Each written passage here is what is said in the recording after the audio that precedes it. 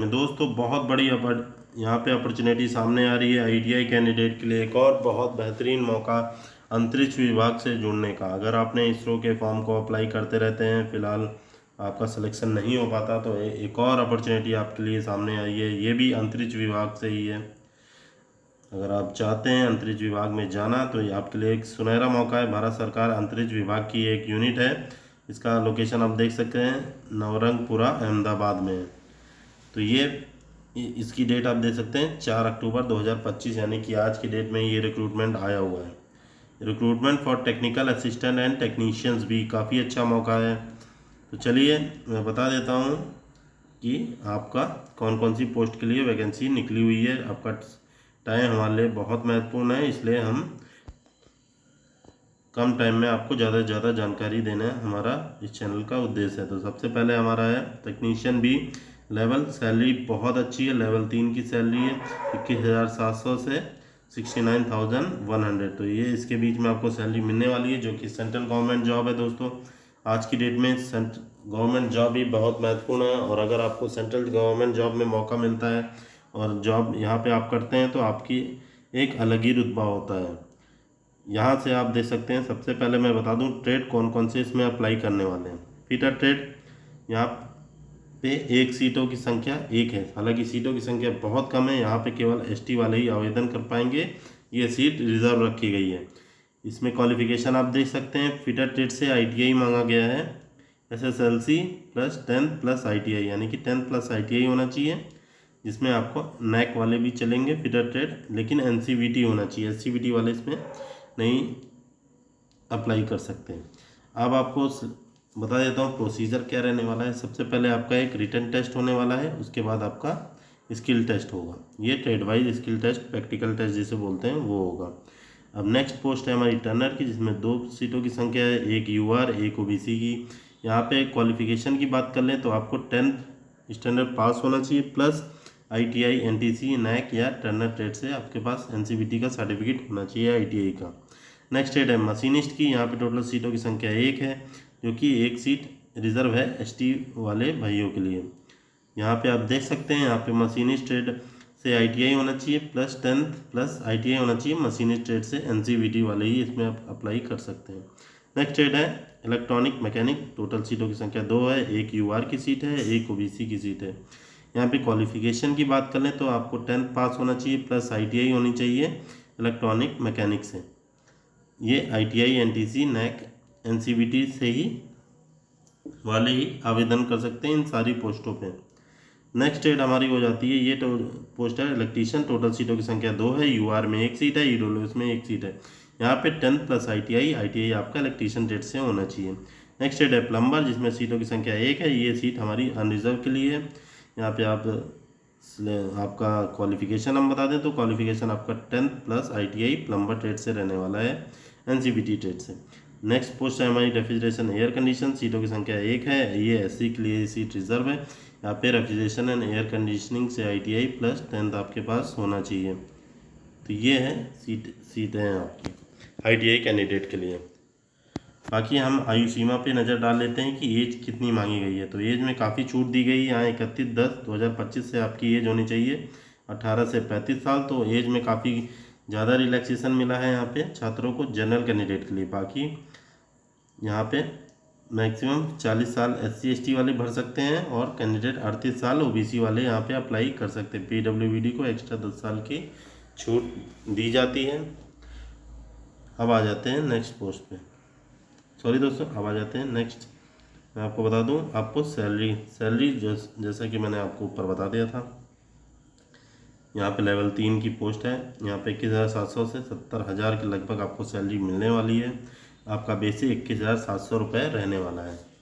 तो ये काफ़ी अच्छी चीज़ है कि आप सेंट्रल गवर्नमेंट में जॉब करते हैं तो आपको एक अलग ही रुतबा रहता है आपका। आपको एनपीएस भी मिलेगा। ऐसे ही लगभग आपकी सैलरी की बात कर लें तो आपकी सैलरी यहाँ पे 36 से 38,000 के बीच रहेगी स्टार्टिंग।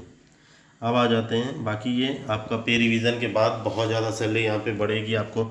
यहाँ पे लगभग अगर कुछ नहीं भी बढ़ती है तो आपकी सैलरी ये लगभग 65 से 70 के बीच में रहेगी। अब आ जाते हैं फ़ीस के बारे में। तो फीस आपकी 250 रुपये है। प्रारंभ में सभी आवेदकों को आवेदन शुल्क 750 रुपये भुगतान करना होगा। सबसे स्टार्टिंग में आपको 750 रुपये यहाँ पे भुगतान करना होगा। उसके बाद आपको 250 रुपये वापस होंगे 1 से 5 पोस्ट के लिए। सॉरी दोस्तों, एक बार ये डिप्लोमा वाला था, इसमें मैं आ जाता हूँ टेक्नीशियन भी ये है।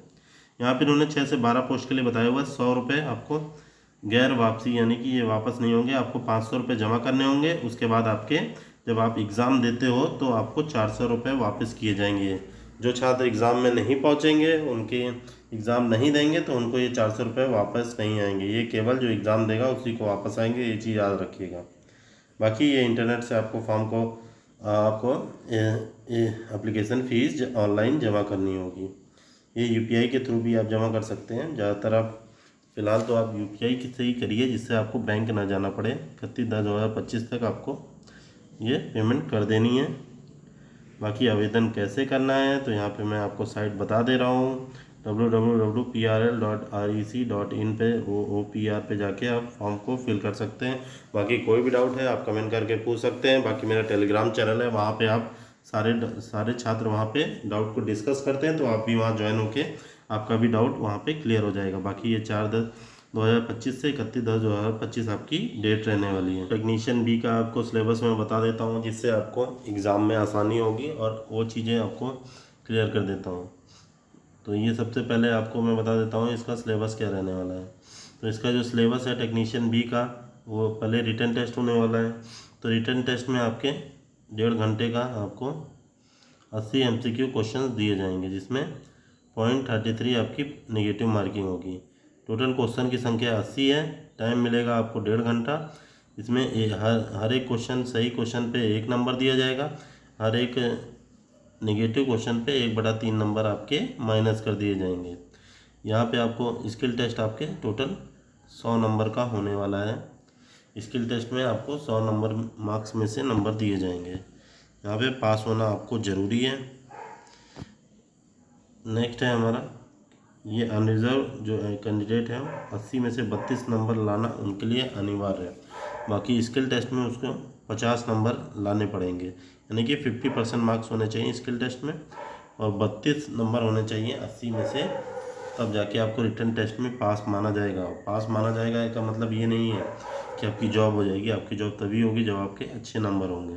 बाकी रिजर्व कैंडिडेट वालों के लिए 24 नंबर उनको लाने होंगे रिटन टेस्ट में, और स्किल टेस्ट में 40 नंबर 40% पे ही उनको पास कर दिया जाएगा। बाकी आपको आप दे सकते हैं यहाँ पे किस रेशियो से लोगों को बुलाया जाएगा। तो एक सीट पे यहाँ पे the syllabus for written test and curriculum based performance on the written test, यानी कि रिटन टेस्ट आपका मेन है। इसमें जिसके अच्छे मार्क्स होंगे उसको शॉर्टलिस्ट किया जाएगा 1:5 की रेशियो में, यानी कि एक सीट पे 5 लोगों को बुलाया जाएगा। मिनिमम ऑफ 10 कैंडिडेट, मिनिमम कम से कम 10 कैंडिडेट होने चाहिए, यानी कि एक वैकेंसी है तो आप 5 कैंडिडेट को नहीं बुलाएंगे, वहाँ पे एक पोस्ट के लिए 10 लोगों को बुलाएंगे। तो ये चीज़ याद रखिएगा। बाकी अगर जैसे 20 पोस्टें होती हैं तो वहाँ पे 20 × 5 यानी कि 100 लोगों को बुलाते हैं। तो यहाँ पे फ़िलहाल अगर एक सीट है, 2 सीट है, वहाँ पे 20 लोग, एक सीट पे 10 लोग और 2 सीट पे 20 लोग को बुलाएंगे।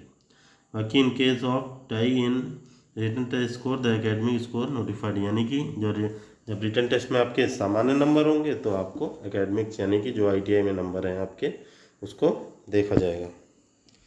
नेक्स्ट एक और इम्पॉर्टेंट बात इन्होंने बताई हुई है, in respect of recruitment technician भी there is tie in written test score and academic scores of notified NAC ITI respect of 2 or more candidate valid NAC score will be preferred who do not possess NAC score, यानी कि इसमें ये चीज़ बताई हुई है, अगर आपका मान लीजिए ITI में ही मार्क्स सेम आ गए, रिटन टेस्ट में ही मार्क्स सेम है, तब देखा जाएगा कि जिसने अप्रेंटिसशिप की है, और अप्रेंटिसशिप भी अगर दोनों ने की है तो किसमें उनके अप्रेंटिसशिप में किसके मार्क्स अच्छे हैं उस आधार पे चयन किया जाएगा। तो ये था आपका फॉर्म। वीडियो कैसे लगी कमेंट करके ज़रूर बताइएगा। ऐसे ही इम्पोर्टेंट अपडेट और ऐसी जो वैकेंसीज रहती जो पता नहीं चलती उसका अपडेट जानने के लिए चैनल को ज़रूर सब्सक्राइब कर लीजिए और टेलीग्राम ग्रुप से जुड़ जाइए। बाकी मिलते हैं नेक्स्ट वीडियो में। ओके, जय हिंद।